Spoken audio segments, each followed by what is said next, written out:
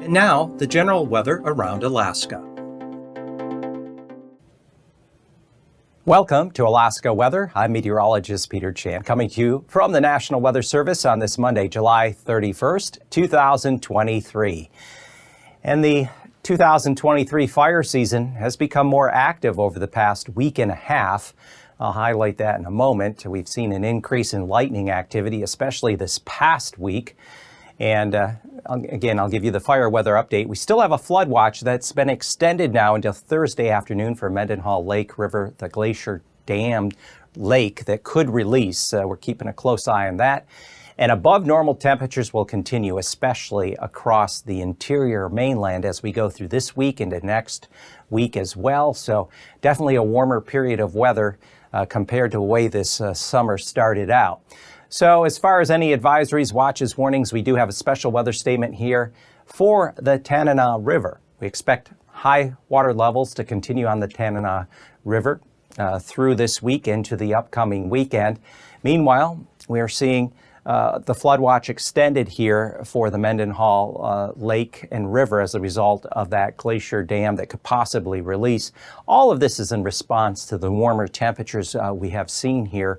And as a result, we expect water levels to remain high on those areas in particular. So the flood watch has been extended for the possibility of this glacier dam release in the Suicide Basin up there, Mendenhall Lake and River. And that watch is in effect now through at least Thursday afternoon. There's a lot of uncertainty as to when and if that glacier dam will release, but often it can do so suddenly, so it could pose a flooding threat to those surrounding areas around Mendenhall Lake and River. At this point, we anticipate that potential, at least there, for some minor flooding along those areas. For fire weather, short-term, fuel conditions will be at their dampest for the week at this time, Monday. From here on out, further drying and warming will help increase the fire danger. It's going to steadily get warmer and things dry out this week into the upcoming weekend.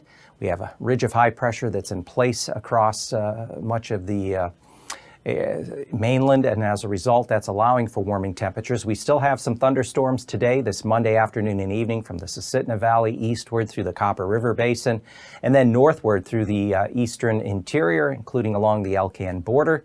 Further north, there's some westerly winds. It'll be a bit breezy across the north interior. Cooler and damper along the north slope, west coast, and panhandle.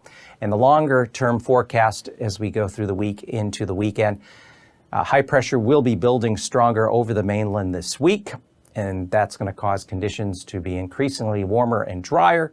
West coast will remain cooler and damper.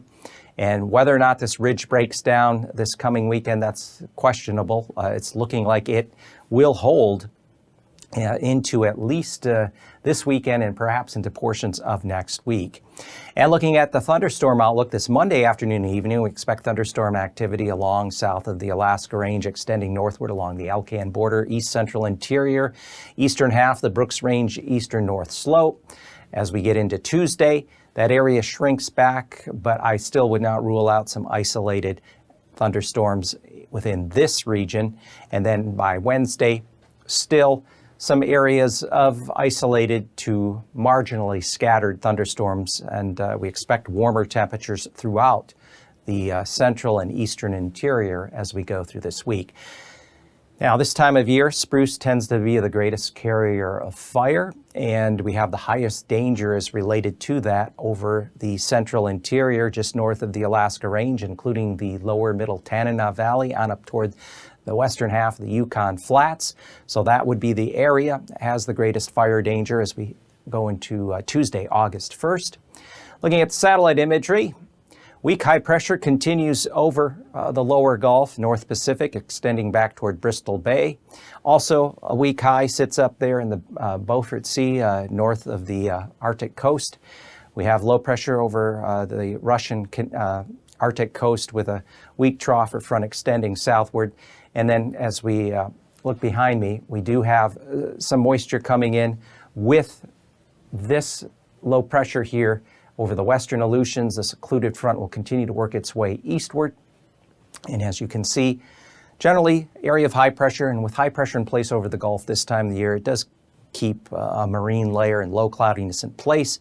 Areas further toward the west, we do have some higher level clouds here, but otherwise fair amount of sunshine in interior areas for a change, which is allowing things to warm up nicely. On the visible satellite image as of this late Monday afternoon, high pressure situated just south of the Gulf, another weak high over Bristol Bay, extending ridge up to the north to the high that's located north of the Arctic coast in the Beaufort Sea. And then we have a thermal low sitting over northwest Canada, a common feature for this time of year, with a couple of weaker troughs extending to the west of that. And then behind me, the low pressure entering the western Aleutians with an occluded front. There could even be a few thunderstorms along this system because the air is quite warm. We have pretty high freezing levels in excess of 12 to near 14,000 feet across this region.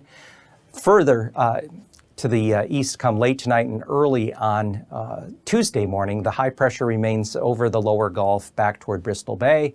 And Tuesday afternoon, same features, just kind of sit here between the Gulf and North Pacific, extending back up here along the southwest interior. This is what's going to allow warmer temperatures across the Kuskokwim Basin up through the Yukon Valley.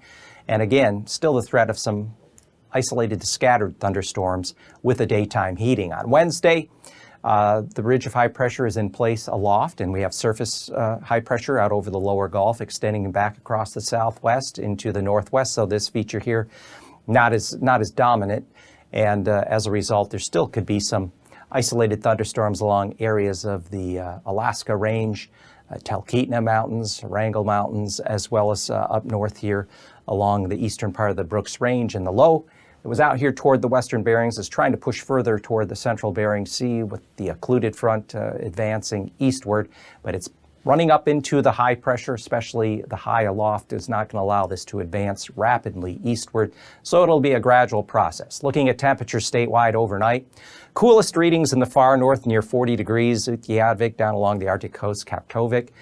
We expect lows generally in the 50s throughout the Panhandle, along the south central areas, and then up through the Yukon River Valley, especially the interior around Fairbanks and Yukon Flats, warmest readings mid-upper 50s, upper 40s along the Seward Peninsula coastline down to along the southwest coast, 49 to near 50, Etolan Strait. And then temperatures Tuesday afternoon are going to get back up into the 70s with some isolated 80-degree readings near Yukon Flats, Northway, perhaps even Glen Allen or Gulkana. And temperatures could be as 70 as far south as Anchorage and down around areas of the west arm of the Alaska Range west there, especially toward Dillingham and King Salmon. And then temperatures Wednesday morning, again, will be in the 50s, mid-50s across much of the Panhandle, across much of South Central, and readings generally few upper 50s in through the middle upper Yukon Valley, upper 30s to lower 40s along the immediate Arctic coast, 40s down along the Chukchi Sea coastline, and also upper 40s to near 50 degrees lower Yukon Delta, as well as across the Alaska Peninsula back through the eastern and central Aleutians. Temperatures Wednesday afternoon will be creeping upwards, 70s with lower 80s becoming more common. And areas, coolest temperatures on Wednesday will be found along the Arctic coast at Utqiagvik and also down along the western portion of the Seward Peninsula back towards St. Lawrence Island, where 51 is forecast high for Savunga. And here what I want to show you is the change that's come. There's been a pattern change from what we've been accustomed to. Finally, warmer temperatures as a result of a ridge of high pressure being more stable and just stationary. So we expect above normal temperatures to continue across the mainland, centered on especially the central interior, August 6th through the 10th. And precipitation-wise, precipitation may average a bit above normal along areas of the Alaska Peninsula, southwest coast and interior, up and along Norton Sound to about Nome. Near normal precipitation from the northwest coast, Wainwright, Fairbanks, Northway down across the Panhandle, with perhaps a little drier than normal conditions, Arctic Village north toward Kaptovik and Prudhoe Bay.